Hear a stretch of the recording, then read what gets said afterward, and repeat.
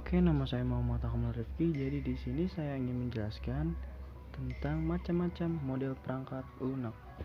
1. Model waterfall. Model waterfall merupakan salah satu model untuk perencanaan dari sebuah perangkat lunak. Model waterfall adalah salah satu model klasik yang bersifat sistematis. Mengapa disebut sistematis? Karena model ini dikerjakan secara berurutan.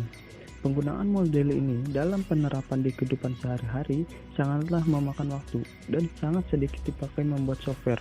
Namun, model ini cocok untuk bisnis kecil. Kelebihan model waterfall. 1. Merupakan model pengembangan paling handal dan paling lama digunakan.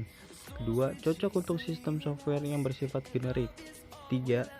Pengerjaan proyek sistem akan terjadwal dengan baik dan mudah dikontrol. Kekurangan model waterfall. 1. Persyaratan harus digambarkan dengan jelas. 2. Rincian proses harus benar-benar jelas dan tidak boleh berubah-ubah. 3. Sulit untuk mengadaptasi jika terjadi perubahan spesifikasi pada suatu tahapan pengembangan. 2. Model spiral. Model spiral atau spiral model adalah model pengembangan software di mana proses digambarkan sebagai spiral. Setiap loop akan mewakili satu fase dari proses pembuatan atau perancangan software. Loop paling dalam berfokus kelayakan sistem. Loop selanjutnya tentang definisi dari kebutuhan. Loop berikutnya berkaitan dengan desain sistem dan seterusnya. Kelebihan model spiral. 1. Setiap pengerjaan dibuat prototyping sehingga kekurangan dan apa yang diharapkan oleh klien dapat diperjelas dan juga dapat menjadi acuan untuk klien dapat mencari kekurangan kebutuhan. 2. Lebih cocok untuk pengembangan sistem dan perangkat lunak skala besar. 3.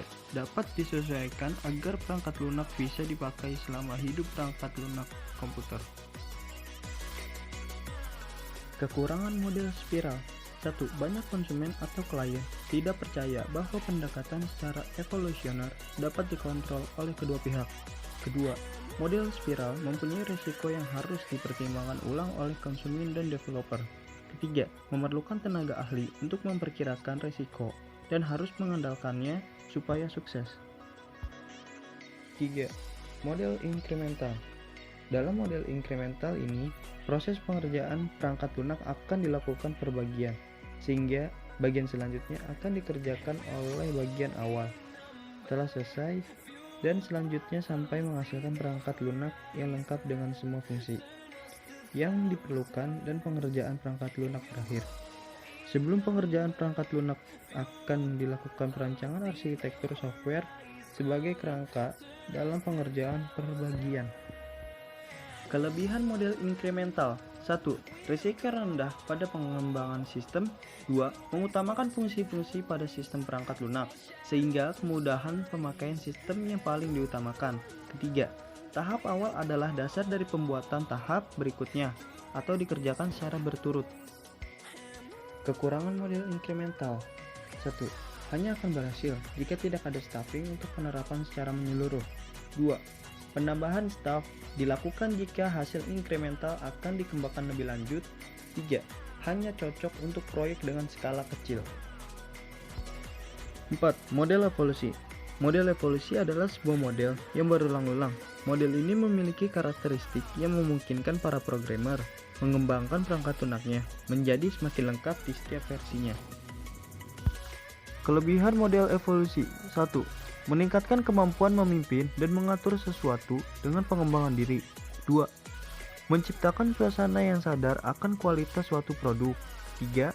Fungsi inti dari quality control dalam perusahaan besar pada tingkat lokal karya.